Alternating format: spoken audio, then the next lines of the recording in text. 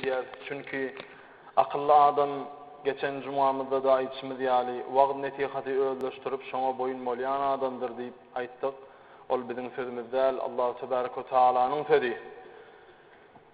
Geçen cumamızda Allah Teala'nın Kur'an-ı Kerim'de akıllı adamların 5 sanak sıfatı var diýip ayet-i kerime göre Allah Teala'nın sanayan, akıl beren adamlarının edecek 5 sanak hareketini oğurup aydan ayetlerden, hadislerden aydıptık. Şolaryň 4 sanağını aydıptık. Birincisi akıllı adam Allah Teala eden vaadasyny, olam haýsy vaada diýipdik, hol ruhumyz ýaradylan naky el-misaqda vaadamyz dogry boljakdygymy da vaada edecekdigimi de şol vaadasyny dogry durup Allah Teala'nın buyurýan buyruklaryna boyun bolup nehy edýän gaýtarýan zatlaryndan gaýtmaklyk. Ana şo birinji syfaty akylly adam şol vaadasyny ýadyna saklar diýip aýdypdyk we misallar, hadisler getiripdik. Ikincisi de sile-i rahim. Doğan gatnaşlarymyz bilen, jigimiz, doğanymyz, daýymyz, daýdamyz, şolar bilen agdy bir gatnaşykda bolmak, olaryň erbetligine weýa gowlugyna teretmezden, baý weýa garyplygyna teretmezden, musulman weýa musulmançylygynda ol ýerine ýetirýänligini, ýetirmeýänligini teretmezden, olar bilen ara gatnaşykda bolup, olara öz edýän haýry hasanatlarymyzy öwretmeklik we öz gaçan erbet zatlaryndan gaçyrmaklykda borçludygymy diýip akylly adamyň şol iş etmeliligini sile-i rahim qarındaşlarıyla qowatlaşmaklarını aydıptık. Üçüncü sıfatı da Allah Teala'dan akıllı adam hemişe korkup yaşamalygyny. Men Allah Teala ceza berýärmedin, Allah Teala näde bolaymasyn diýip Allah Teala'dan korkup yaşamalygyny. Dördüncü sıfatı da edi cemaat kıyamet mahşer gününe, hasat gününe, hasabym erbet çıkanlardan, nama defterçem çek taramdan arkamdan, ýeňtemden berilenlerden bolaymaýyn diýip hasabat gününi ýadyna salyp hereket edýän adamlar diýipdik. Galan dördüsinden şu jumada inşallah bitirmekçi. Durmuşyňyzda orunlaryp haýyr taparsyňyz diýip inşallah umid edýär. Bismillahirrahmanirrahim. Akıllı adamın 5-nji sıfaty barda Allah tebaraka ve taala Kur'an-ı Kerim'iň şol öňkü 4 sıfatym 13-nji suradan aýdypdyk. Bu da şu 10. suranın 22. ayetinde devamı. Bismillahirrahmanirrahim. Allah Teala aýdýar: "Vellezîne sabara ibtigâe vejhi rabbihim." Yani Allah Teala'nın radiligi üçin sabr ederler diye. Yani Allah Teala 8 sanak akıllı sıfatı şonun biri näme? Sabr etmeklik diýip Kur'an-ı Kerim'de bir aýdýar. Allah Teala'nın bir de berýän kynçylyklaryna sabr etmeklik edi jemaat Kur'an-ı Kerim'in bir ýerinde ýanky aýetde däl, kän ýerlerde aýdýar. Allah Teala bize kesel berip biler, bize musibat berip biler, bize bergidarlyk berip biler. Näme kynçylyk berse de şol kynçylyklary Allah Teala maňa süýüp sine edip berýänler, sabrymyz, kanagatymy, takatymy barlamak üçin berýänler diýip Allah Teala'nın öňünde dogry durup ona hiç gili ne sabırlık etmeyen yaşamaklık bizim hemmemizin borcumuz değil cemaat. Sonun için Allah-u Teala neyme kıyınçılık verse de şuna şükretmeklik bizim borcumuz. Peygamber aleyhissalatu vesselam neyme diye bu arada لِكُلِّ رَأْسٍ بِهِ صُدَاعٌ diye. Her kellenin bir hile ağırtı vardır diye. Bolubiler bir yerine kâbirler oluyor, yakayırtıyalar, Allah saklasın. Yani çağa ayırsa näme Allah Teala men çağımdan başga çağı görmedim diýip ya olmasa has bir ketelligi, kynçylygy uçursa men näme eden etmişim ma? Näme etdim ki men adama hiç gil ziyan edemek, adamyny ağlamak, plan edemek diýip özüni bir arasda bir gowy päkiri adam Allah Teala da ona yani şol kynçylygy vermeklik bilen zulüm edýän bir zalim edip görülýärler, näşükürlük edip. Nauzu billah şol gowdatda edýärler. Allah Teala Söyün bendesine kıyınçılık veriyor. Könüde evliyalar, pirler sağdan aladasız yaşa verseler ağla verer ekenler. Ona toplar soruyor, näme beýle? İýiliň bunun içinde ağrayın bar, kim adın yok, canın sağ, näme ağlayan diýip soranlaryna Allah Teala söyýän bendesine kıyınçılık keselmidir, adawlyk bir bergidarlyk mıdır? Ya şoňa men kıyınçılık berýär. Bu günler menne hiç kıyınçılık yok. Allah Teala näme menden söýgüsini ayırdı mı kadip korkýan ýa-da ýany kenler. Yani Allah Taala'nın beriyen musibatını Allah Taala'nın feyyusi deyip düşünmeli. Her birimiz. Ve şol kıyınçılıklara tavır etsek de Allah Teala Kur'an-ı Kerim'de ne diye vaada veriyor? İnnemâ yuvaffas-sabirûne ecrahum bighayri hisab. Sabrediyen adamlara Allah Teala bir hatap sevap beriyenler diyor. Şonun için her bir kıyınçılığa sabretmeli ki bir hatap bolun sevabından umidiyar bolup. Yine de Allah Teala Kur'an-ı Kerim'de aydiya İnnallâhe ma'as-sabirin, yani Allah Teala sabrediyen adamlar bilen biledir diye. Şutayda innallâhe ma'as-sabirin sözündeki maani alimler, evliyalar ne edip düşünür ya? Ma'a diyeni kucok. Bir qowur hanı bir gödöňüde getirin, can bir dost, bir-birini görmän kucok atışıp, bir-birini söýüp bilen, merhamet bilen ýatlap gurrunda şolýanlarlar. Allah Taala'nın her bir beriyen kıyınçılığını, musibatını, näme kıyınçılık berse şoňa sabr edip, şoňa şükür edip geliyen adam bilen Allah Teala dost bilen kucak boluşýaly, dostdur diýdigi de. Şoň üçin ýanynda talalyn Eyyub radıyallahu anhu muradu'an, Eyyub peygamber, Eyyub aleyhisselam 18 ýyllar gur diýip, ennamyny gur diýip ýatdy. Näme Eyyub aleyhisselam Allah Teala ýigrenýärmi, söýenakmy? Elbette söýen soň berýär we söýen bennelerini kıyınçylyk berýänligini, we olaryň kıyınçylygyň garşysyna näýilik şükür edip bilýänliklerini düşündirjek bolup Allah Teala şolary bize öňder edipdir. Bizim durmuşda näme edemizde gow boljagyny şolaryň durmuşyna beripdir we şolar durmuşda nähili bolmalygyny öz durmuşlaryna ýaşa praktikada bize görkezipdirler. 18 ýyllar ennamyny gurdy emma hiç näşükür bolup nämeden etmişim ma diýmeýär. Diýentendedir Kur'an-ı Kerim'de Allah Teala aydiya Eyyub aleyhisselam sözünde Rabbighfir warham ve ente arhamur rahimin. Yani Hudaýa sen maňa dert verdin, özüň şifasyny ver. Sen maňa rahmediýänleriň iň rehimlisisin. Sen maňa rahmeyledi. Hiç Allah Teala'nın musibatyna näşükürlik etmedi. Sabr etti. 18 ýyl geçenden soň Allah Teala bir suw çykartdy. Ennamynyň bar gurduny yaratyny bitirdi. İkilenji bir suw çykardy ýerden, ol suwa düşende de Eyyub aleyhisselam nurlandy. Näme netijede bardy şoňa? Allah Taala'nın beren şol kıyınçylygyny, keselini sabr edip, şükür edip ýetdi. Şol Eyyub aleyhisselamdan biziň almaly tälimimiz näme? Allah Taala'nın beren kıyınçylygyna sabr etmeklik, şükür etmeklik. Ma'sumna tamada diýär, ençeýil Eyyub tenin gurtlar iyip yattılar, el ayağını bağlayıp Yunus'u derya attılar. Ýa-ni şeýle Yunus aleyhisselamyň riwayatyny gurrun beripdik. Ol gemide bir adam artyk bolup, bir adamyny aýyrmaly boldular, şun bir adam aýrylmasa geminiň üstünden gemi batýady. Şonda Yunus aleyhisselam meýilli boldy, kärowayata meýilli bolmasa da elini aýagyndan suwa atdylar. Allah Teala derhal suwa düşmäke, suwun içine düşmäke bir balygy ýutmaklygy buyurdy. Ol balygyň içine düşdi. O näçe günne balygyň içinde näşükür bolmady Yunus aleyhisselam. Gaýta özüni günäkär tutup, näme? Yunus aleyhisselam Allah'a şükür edip, sabr edip bu da geçer, Allah Teala'nın beriyen kıyınçılıgıdır bu deyip Allah'a sabretti. Ve eden duası da La ilahe illa ente subhaneke inni kuntu minez-zalimin. Allah'ı övdi, Allah birdir, ondan başka ilah yoktur ve Allah'ı her hil nofanlıklardan täkleýärin. Men hakykatdan özüme zulmedenlerden bolum, yani günah işedenlerden bolum deyip özünü günahkar edip sabretti de gezdi. Şu bağlığın içinde ibadet etti de, Allah'a dua etti de, zikretti de geliverdi. O günyelli Yunus aleyhisselamın sabrının neticesinde Yunus aleyhisselam deryan daşına çıktı. Bağlığın içinden daşına çıktı ve cennet bilen buluşlanırdı. Ne diyeceğim abi? Bağlığın içinde Yunus nice subhanu qat geçti diye masumla tanıdı. Şonun yal bilem bağlığın içinde değil, şu durmuştu açık meydanına arasında hovada bir kıyınçılığımız başımızda var olsa, şol kıyınçılığın karşısında näşükür bolmalylar. Sine diýen mazamyz biziň durmuşymyzda narkomanlyk, neşe terişdeleri kän oglany ýakdy, kän gyýyllary ýakdy. Şol zatlaryň hemmesi sabırsyzlykdan, şükürsizlikden geldi diýjem. Köp %80 şu agdabaýy oglanyň %80 bilen gurrundaş bolýan bolýan, ay Feýülsini alabilmänler ezet qaqad wagtyndan ýer ölüpdir, ýa çağa taýrylypdyr, ýa ay kynçylygym mady, kellem çıdanaqdy.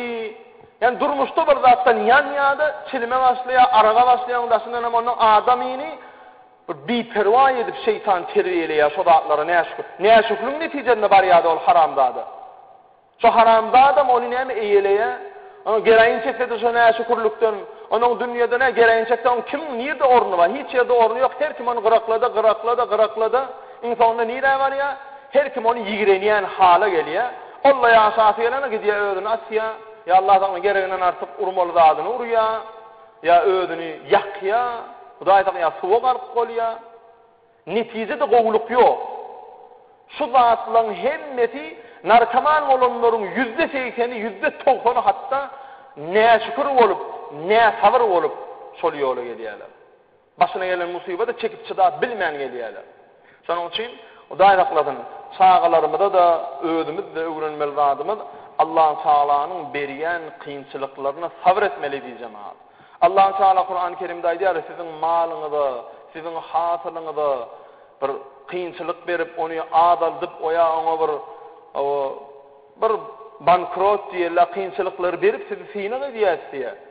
Ey Muhammed aleyhisselam sen gitdi diýe, şol kynçylyklary sabr edenleri cennet bilen buluşla diýär. Bäde näme var diýjemaat? Bir namaz adam hiç atan sabr edip bilýänler, sabr etse de kynçylyk bilen edýänler. Bir namaz bolup hakyky sabr edip bilýän adamam uzak namazsyz gedýänler. Bir-birilen baglantyly zat. Allah'a olan iman kalbinde coşmadık adama sabır diýilýän zat kyn gelýänler. Ve kalbi Allah'a olan imandan söýgüden dolu adama da bir namaz gezmek kyn gelýänler. Şonu hiç açan ýatdan çykarmaňa diýjemaat. Ve Peygamber aleyhissalatu vesselam aýdýar hadis-i şerifinde as-sabr vel-ihtisabu afdalu min i'tiq-ir-riqabi ve yudkhilullahu sahibehunnel cennete bighayri hisab. Haýsy bir adam Allah üçin sabr etse, şol edýän işiniň gul abad etmekden ne sogaby kendir. Allah Taala hasab soraman şol sabr eden adamyny cennetine salýandyr diýär Allah Taala. Yani durmuşunda kynçylyk kim cennete girýär diýär hemişe. Hakyky imany var olan adam ahir dowrugy düşse cennete barar diýär. Yani sabr edýän adamda hükman bir hata sorug edilmän cennete salynar diýär. Näme bilen bagly? La ilahe illallah bilen bagly. Çün la ilahe illallah diýip Muhammedur Rasulullah diýip Allah'a we peýgamberine hakyky iman edip bilýän adam bir sabr bolmaýar. Sabrly bolýar. Şonuň üçin gaýrat edeýin, "İza habballahu 'abdan ibtalahu" diýär Allah Taala bir bennäni söýse, şol adama musibet berer diýär. Şonuň üçin başymyza bir kynçylyk gelende bu bir Allah'nyň söýgüsi, bu bir Allah Taalanyň maňa kem sowap berjek bolup berýän näme? Sowgady, synagy diýip düşünmeli. O şol düşünjede geçsen inşallah her bir kynçylygyň sabr bilen ýeňip geçerdir. Ene bäşilen sıfaty ýedi jemaat sabr etmeklik. Altıncı sıfatı akıllı adamın yusallûne-s-salâ yani ve akâmus-salâ namazını gaim ediyen adam. Namaz okayan adam diýme dediğim namazını gaim ediyen, doğru ve dürüst okayan adam diye. Bu diýdigi namaz diýilýän öwrenlim diýip diňe namaz okasam bolýar diýip gelmeler. Şol namazyň fargy näme, sünneti näme, wajibi näme, mustahaby näme öwrenjek bolmaly. Namaz üçin istinja gerek, täret gerek, gusul gerek, arasda egineçik gerek, arasda okulyan namaz okulyan zayi gerek. Ol namazyň wagty gelende namazyň wagty bol Allah'nyň maňa buyrugynyň wagty bolup tijenmeklik gerek. Niyet edip kıblan tapıp tayin olup durmaklyk gerek. Ana şonuň üçin namaz diýilýän zada ähmiýet berip namazyny doldur okarlar akıllı adamlar diýipdir. Peygamber aleyhissalatu vesselam aýdýar, "As-salatu nurul mu'mini." Yani mümin adam, musulman adamın nuri namazdır diýipdir. Musulman adamın yüzüne nur berýän durmuşuna her bir zadyn nur berip aýdynladýan zat namazdadır diýipdir. Yine de Peygamber aleyhisselam bir hadis-i şerifinde aýdýar, "Men teraka-s-salata 'amdan faqad kafara jiharan." Nauzu billah. Haýsy bir adam äşkär namaz terk etdi, bilip namaz terk etdi. Namazı Allah'ın buyruğu hafat etmeyen ayağı aşağına salıp depelete şol adam anık kafirdir deyiptir. Yani namaz okumayan adam emin namaz okumalı olayım şu namazı başlamak da özünü günahkar duyanak kâvir adamlar ol ya namaz okuduydun hamala diyersin elinle bir hatıva ayağılık ya da hani bir üyt köşük bir iş ediyen yali vakti gelenine okarına namaz okumasamın men yüreğim ağa şu namaz okuman men yüreğim ağa diyen adamlar bir misal var da eğer bir vatana Allah saklasın gelmesin bolmadın da şu yurdumda asuduluğu devam olsun Allah'dan yönü bir vatana bir düşman abanayan olsa çoluk geliyen olsa sol vatanının esgeri yaranı taşlap vatan korumakluktan yüz övrüptü düşman oluyla geliyor düşman batılardan ağır ne diyecek namusu ne diyecek dini ne diyecek bulla men vatanı söyleyen vatan için canımı oymana tayinleyip men vatanı söyleyen deyip gurlap ödüm yaranı taşlap vatan kulluğunu kulluk etmese vatanı korumasa sol adamın vatanı söyleyen sevgisine inanıp olur mu diyeceğim hiç inanıp olmaz. Bu da aynen şonun yalıdır. Men Allah'ın söyleyen namaz okumasam men yüreğim at deyip namaz okumayan adamların yeket edem doğru değil diyeceğim yalancıdır, kezzaptır. Ne için? Çünkü men yüreğim at diyen adam ol yürek at olmaklığı için evvelen iman gerek. İman var adam Allah var deyip bir deyip kabul edip Muhammed Aleyhisselam'ın Resulü deyip kabul ediyen adam bağırlığına ananayan ve söyleyen diyen Allah'ın buyruğunu yerde koymaz. Bağır deyip dura. Demek Allah'ın bağırlığını bileyen oldu kıyamet mahşer gününde Allah-u Teala'nın önünde durup her bir dağda hafavet vermeli gününde de ananayan olmalı. Onu ol hafavet gününde ne? Sen namaz okumadın sen öğrendin namaz soracak okuman gediver deyip ayrıtını öğrendin ayet inip durmalı adamıyım. Yok. Namaz okan adamın yüreği ak oluyanlar. Ve namazı da nehil okan adamın namaz aralıklarına hamalan namazda yali yaşayan adamıyım. Namazın içinde değil. Allahu Ekber deyip nete diye ta ki eline falan veriyençe cim oturuyanlar, hiç hareket ediyenlerdir namazı koyan adam. Namaz aralıklarına da aynen şu namazın içinde tekbir getirip eline falan veriyençe haramlık etmeyişi yali namaz aralıklarını o namaz aralığında da hamalan namazda yali yaşayabilen adam ana hakiki yüreği ağa adam, salih adam, sadık adam şodur edeceğim abi. Onun için Naubillah namaz dileyen dadı taşlanlardan olmayalım. Peygamber Aleyhisselatü Vesselam aydı hadis-i şerifine as-salatu hayru mevdu'in şeriattaki buyrukların inki, gavfi, şahaneti, sevaplıti namazdır diye. Yine bir hadis-i aydı as-salatu miftahu kulli hayrin namaz dileyen avadet her bir hayır işin, gav işin açardır diye. Yine bir hadis-i aydı as-salatu kurbanu kulli taqiyyin her bir adamın Hudaya yakınlaşmaklığı namaz bilenler deyiptir Peygamberimiz. Şeytan aleyhillâne'den soruyor diye Peygamberimiz. Ey şeytan aleyhillâne Allah'ın lağnatı olsun sana. Menin ümmetim namaz okan vaktinde sen nehil halle oluyan deyiptir. Şeytan aleyhillâne deyiptir. Tir titrer irer hale geliyen ireyen hatta deyiptir. Ne neyle oluyan? Çünkü senin ümmetin namaz okan vaktinde Allah'a bir derece beygeliye deyiptir. Mümin Müslüman adam secde eden vaktinde Allah bilen arasında hiç gelip perde galiyan değerler diyeceğim abi. Şunun için dervayet bir dilenini dua olsa namaz okabedin çol dilenini dey. Çünkü namaz okan vaktinde adam Allah'a ki goloy vakti, goloy yere var yanlar. Şunun için gayret etmeli, namaz dileyen da gayim olmalı diyeceğim abi. Peygamber Aleyhisselatü Vesselam da başka bir hadis-i şerifinin aydiya Allah bilen gürleşesiniz geliyor mu diye şunu sahabeler hüzzürstüler diye gülleri katı açılıp innamlarına tüy hüzzürlü diye. Çünkü onların imani Allah'a olan sevgi bizim fikrimizde gelebilecek sevgi değil. Ya Resulallah o Allah'ı görüp de oluyor mu? O Allah bilen gürleşip de oluyor mu deyip imanlar coğusup gülleri ballak olup yaşaranına Resulü Huda ayeti diye siz namaz okusanız, Kur'an okusanız misli Allah bilen görüşüp Allah bilen gürleşen ýalydyr diýdiler. Şu duran ýerinde Resulullah'ın diýen sözüni eşten wagtlaryny turup her nefil namazda durup diýe sahabalar. Şonuň üçin namaz diýilen zada gaty ähmiýet berip okumaly diýdi jemaat. Peygamber aleyhissalatu vesselam yine bir hadis-i şerifinde aydiyan namaz vardı. As-salatu fil mescidil cami' ta'dilu feridatu hacceten mebrureten ve nafiletu ke haccetin umratin متقبلة وفضلت الصلاة في المسجد الجامع على ما سواهم من المسجد ب500 الصلاة.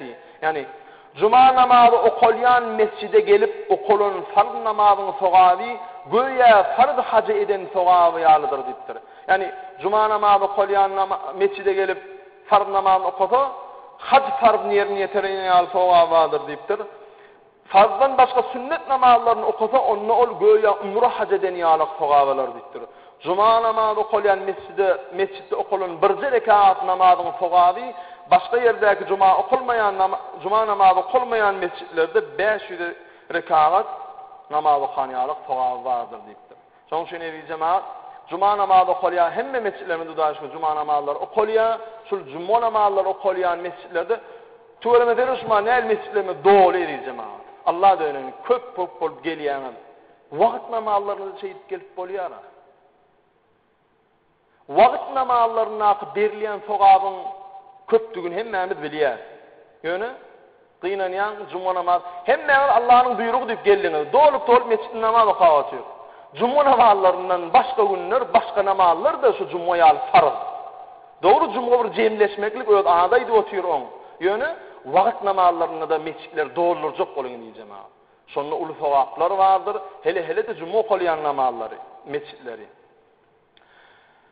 Peygamber aleyhissalatu vesselam yine de bir hadis-i şerifinde aydiya "Eksiru minel ma'arifi" yani tanışı köpöldün deyiptir. Biz cuma namazına gelmekle el cum'atu haccul usbu'un yani cuma namazı heptaning hacıdır. Heptaning hacı oluşun deyip cuma namazlara gidip kän musulman adamlara tanışmaly, gowgatnaşyklarda bolmaly.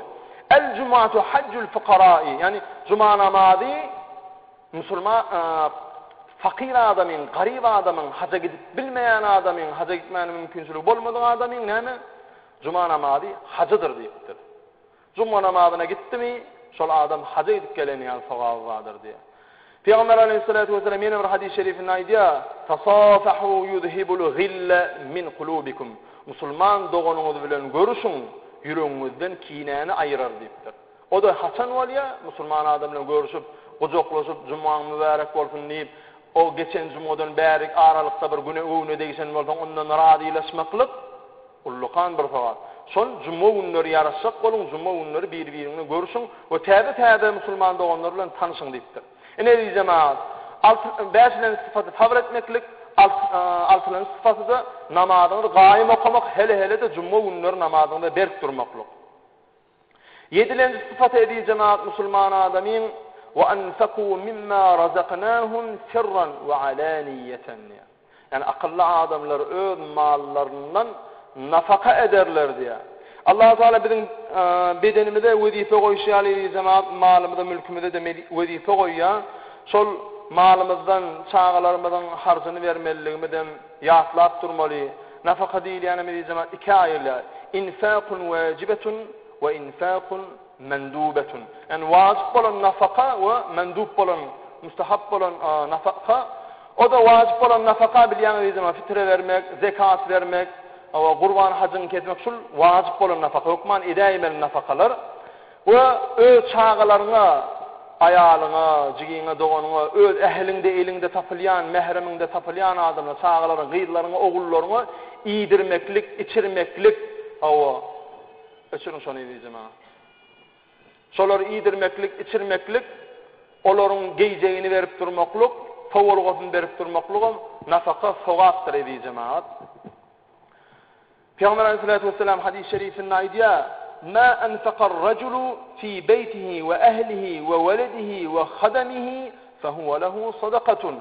Bir adamın diye Peygamber aleyhissalatu vesselam bir adamın üyüne, ayalyna, çağalaryna, doganlaryna, garnaşlaryna iýdiren, içiren, geýdiren zatlarynyň hemmesi sadakadyr diýipdir. Hükman yani özgädel, özünkülere iýdirmek, içirmek, geydirmek, halal yerden şoňa nafaka tapyp bermek, o da sowapdyr diýipdir Peygamber Muhammed Mustafa sallallahu aleyhi ve sellem. Ne diýjem, nafaka yedilen siz nafaka. Sekizlen sıfatı akıllı adamın diýjem, "Ve yedra'un bil hasenati sayyi'ate." Akıllı adamlar günahlarını ibadet bilen ayıryanlarlar diýipdir. Yani akıllı adam günah işlerinden tövbe etdimi, hemen men şonça eden günah işlerimin garşylygyna sogawy iş edeyin diýip Peygamber Aleyhisselam hadis-i şerifinde näme diýär? Sogawy iş köp edin, günahlarını diýip garşyňyz diýär. Ve günah işinden tövbe eden adamın ilk etmeli zady akıllı hereketi näme? Sogawy iş köp etmeklikdir. Şol günahlarymyň öwedinde olaýyn, sogap bilen onu artdyraýyn diýip, onu ozduraýyn diýmekligidir diýjem. O Kur'an-ı Kerim'de Allah Teala aydiya innel hasenatu yuzhibne seyyiati ibadatlar günahını ayıryanlar diye Allah Teala da Kur'an-ı Kerim'de. Şonun için biz käbir alimleriň aydiyan zatlaryny eýermeli. Olam näme? Yedfa'unel fuhşa bis-selami. Bir adam erwet söwün söz aýtsa, ol oňa ýaşy söz aýdar diýipdir. O da söwüp başarýar, ýöne oňa gora bolmaýar diye. Yani bir adama akıllı adam geçecek da bir adam gelýärden bir adama erwet söwün sözler, erwet zatlar aýdýar. Emma ol akıllı adam, dana adam, ol adama söwün bilen, yumruk bilen jogap bermeýärdi. Bu sözler bilen, bu hayır hasanat aýdýan dua dileýler bilen ol adamyň edýän söwünjüni gaýtargy berýär. Şol adam akıllı adamyň işidir diýär. Emma garşysynda onu bilýän näler on edýän alkyşyna görä däldir diýär. Allah Teala ýene de Kur'an-ı Kerimde aýdýar: "Ve izâ hasabahumul jahilûn qalu selama." Yani nadan adamlar erwet söz aýdanlar diýär. Oňa "Assalamu aleykum" ýagdaýyň gowmy diýip o gepleýär diýär. Kim manada aýdýar şunu? Akıllı adam manada aýdýar. Akıllı adam diye eger bir nadan adam ona cahil bir söz aýtsa, erwet zat aýtsa diye Allah Teala öýdýär özü Kur'an-ı Kerimde. O akıllı adamın berjek sowaly "Esselamu aleykümdür" diye. Muňa misal edýärem, güllede bir gün İsa aleyhissalatu vesselam hawariler bilen öz sahabalar bilen gelýärke, erwet adamlar İsa aleyhissalamy garşyda şolýarlarda İsa aleyhissalama agdymdan gelen söwgdiler diye. Söwüp aýdan jadygoý, aýdan kezzap, aýyna bir zat diýip İsa aleyhissalam gaterwet kemsitdiler diye. Emma İsa aleyhissalam ýylgyrdydanym olara bu sözler aýdyp gaýta terine söwüp duran adam ýanar. Bolýarlar dogan köşeşdeni bagşlaýar, näme göwnüňe degen bolsam, näme söwýän maňa. Allah Taala sen öýüňe hudur bersin, janyňa saglyk bersin diýip, o adamlary söwüp duran adamy söwüp duran halynda baryp ýaşy söz aýdýar diye. Ana sahabalar soraýarda: "Ya Resulallah, ya İsa aleyhisselam, o näme etdiň bolýar? Olar seň üstüne zehir dökýär, zehirleýärler seni, sen olara bal berýän" diýip aýdýar diye. Sonra İsa aleyhisselam şu söz aýdýar: "Kullun yunfiqu mimma indehu." Her adam öz barbadyny harc edýär diye. Sende diye zehir yok ki olara zehir berýär diye. Mende bal var, bal vermeli bolýan diye. Ol adamların harajaty sowulgaty zehir. Mümin musulman adamyň harajaty sowulgaty näme bolmaly? Bal bolmaly. Söz waýlygy, söz ballygy, güwün giňligi, geçirim öwliýa ýal geçirini bolýanlar. Kön atawaglar. Yani öwliýalar nähili? Pirler, ulamalar da şu öwliýalar. Olar durmuşunda geçirimli bolmaklyk bilen öňe aýdypdyk, ýene de gaýtalat bereýin. Hakyky pir adamyň, öwliýa ýetişek adamyň we peýgamberleriň haly näme? Yamanlyga ýagşylygy bilmek, zulmedeniň günahyny geçirilmek, baý bolsa baýlygyndan, alim bolsa ilminden sahy bolmasy. Ana şol zatlar näme? Musulman adamyň bedeýän zatlar. Hazrat Ömer radıyallahu anh näme diýär akylly adamlarda? Bunayya innel birra şey'un haynun wejhun taliqun ve kelamun laynun diye. Gowluk diyeni ansasçıktır diye. Bir güler yüz bilen bir yumşak bir dildir diye diye. Şonun üçin gayrat edeýin. Peygamber aleyhissalatu vesselam'ın Allahu tebaraka ve taala'nın aýdan zatlaryny ýere goýmaly. ulamalarymyzyň, sahabalaryň aýdan sözlerini ýere taşlamaýlyň, olaryň diýeni bilen bolaýlyň we şol 8 tane sıfatı özümizde eýläýliň. Çünki şol 8 tane sıfat kıyamet mahşer gününde biz insanları owluga erçekdir. Edi cemaat şol suranyň ýanky aýatlarynyň soňuny 8 tane sıfatı özünde edinen adamlara Allah Taala şol boşlugy berýär. Bismillahirrahmanirrahim. أولئك لهم عقبى الدار جنات عدن يدخلونها ومن صلح من آبائهم وأزواجهم وذرياتهم والملائكة يدخلون عليهم من كل باب سلام عليكم بما صبرتم فنعم عقبى الدار. Şu 8 sıfat ödünne olan adamlara hemişelik cennet payı verirler. Şol cennete giren adamın ayalına ayal bolsa ärine, oğlu gyzyna doğun garnaşlarynyň hemmetine cennete girin diýilip söz veriljekdir. Perişteler olara salam bererler, nähili gowy ýere gelipsiňiz, mübarek bolsun diýerler diýe. Ana şol sözlere eýe boljak boldyk inşallah. Şol 8 sıfatyn özümizde, durmuşymyzda amal edeýliň diýjem. Wa ahiru da'wana alhamdulillahi rabbil alamin. Allahumme salli ala seyyidina Muhammad ve ala alihi ve ashabihi ecmaîn.